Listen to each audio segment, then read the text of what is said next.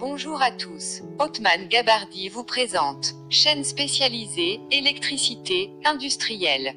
Cet article traite, principe de fonctionnement d'un moteur brushless, un moteur sans balai.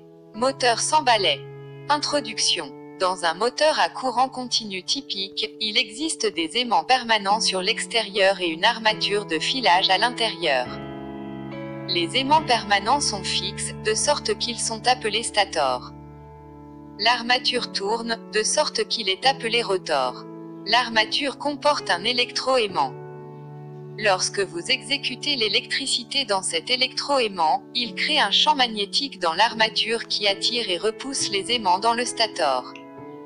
Donc, l'armature tourne de 180 degrés. Pour garder la filature, vous devez changer les pôles de l'électroaimant. Les balais ou charbons gèrent ce changement de polarité. Ils entrent en contact avec deux électrodes de filage attachées à l'armature et retournent la polarité magnétique de l'électroaimant pendant qu'il tourne. C'est quoi un moteur brushless? Un moteur brushless ou un moteur sans balai est une machine électrique qui est classée dans la catégorie des machines asynchrones. Le rotor de ce moteur est composé par des aimants permanents et pourvu d'origine d'un capteur de position rotorique. Ce type de moteur ne contient aucun collecteur tournant. Ce type de moteur électrique élimine tous les inconvénients du moteur à courant continu classique. Avec l'avènement des ordinateurs bon marché et transistors de puissance, il est devenu possible de faire tourner le moteur à l'envers et éliminer les balais à charbon.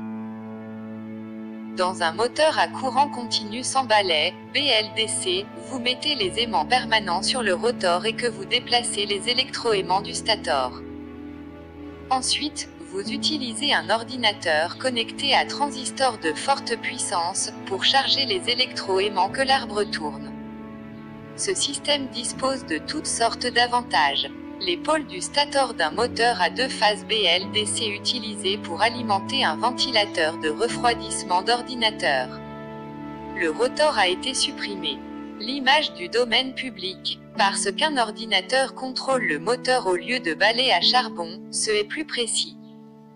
L'ordinateur peut également tenir compte de la vitesse du moteur dans l'équation. Cela rend les moteurs brushless plus efficaces. Il n'y a pas d'étincelles et beaucoup moins de bruit électrique. Il n'y a pas de balai à charbonnat. Avec les électroaimants sur le stator, elles sont très faciles à refroidir. Vous pouvez avoir beaucoup d'électroaimants sur le stator pour un contrôle plus précis. Le seul inconvénient d'un moteur brushless est son coût initial plus élevé, mais vous pouvez souvent récupérer ce coût à travers la plus grande efficacité sur la durée du moteur. Avantage des entraînements avec moteur sans balai, brushless. Possibilité d'accélération élevée sans limitation due à la commutation. Temps de démarrage court, Nmax, atteint en moins d'un s. Rendement élevé sur toute la gamme de vitesse, N égale 0,94. Gamme de vitesse importante, 1750 à 7000 min. Puissance constante dans un rapport de vitesse de 4. Les moteurs brushless ont un bien meilleur rendement que les moteurs à charbon. Il en résulte de meilleures performances, une consommation réduite et enfin une possibilité d'augmenter la tension d'alimentation dans les limites admissibles par le moteur. Le résolveur capteur analogique permet la génération de la position angulaire du rotor par rapport au stator du moteur permettant le contrôle du courant dans les phases. La génération de l'information vitesse de rotation du moteur. Le contrôle, en association avec une commande numérique, de la position de l'axe. Facilités accrues au niveau de la protection et de la maintenance des moteurs. Encombrement réduit. Les paramètres sont proches de ceux du moteur à courant continu. LLS sont ramenés vu côté électronique. Cette configuration de ce type de moteur simple est pas cher à fabriquer, mais il a beaucoup de problèmes. Les brosses finissent par se user.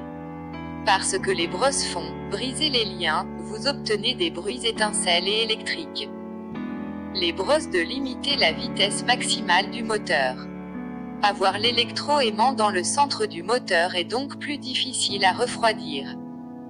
L'utilisation de brosses met une limite sur le nombre de pôles de l'armature peut avoir.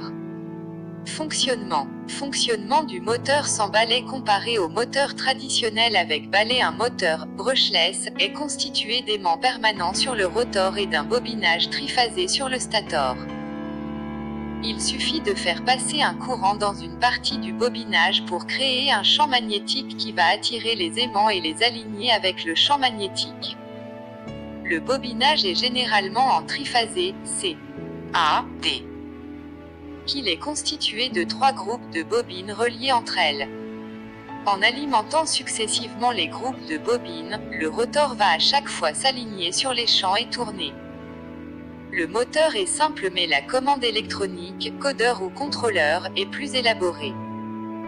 En effet, il faut connaître à chaque instant la position du rotor et envoyer le courant dans les groupes de bobines. Celle-ci transforme le courant continu en courant triphasé à fréquence variable et va alimenter successivement les bobines, en roulement, pour créer un champ tournant et donc la rotation. Ce module électronique est également capable de régler en permanence le courant pour que le moteur fonctionne dans sa zone de rendement maximum. Ce module de commande électronique est soit directement intégré au moteur pour les petites puissances ou intégré dans un boîtier fixé sur le moteur.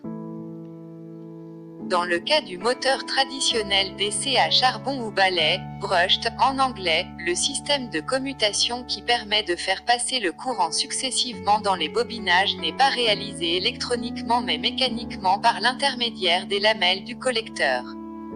Lors de la rotation, les charbons sont successivement en contact avec ces lamelles qui vont transmettre le courant continu aux bobines.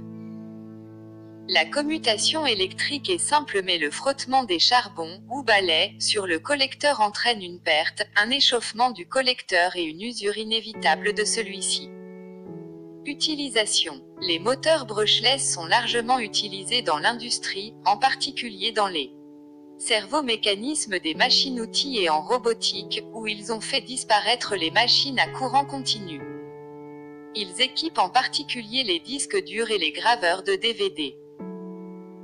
Dans le domaine des transports, les moteurs électriques qui équipent les véhicules hybrides comme la Toyota Prius et la Honda pour assurer, entre autres, le fonctionnement à faible vitesse sont des moteurs sans balai.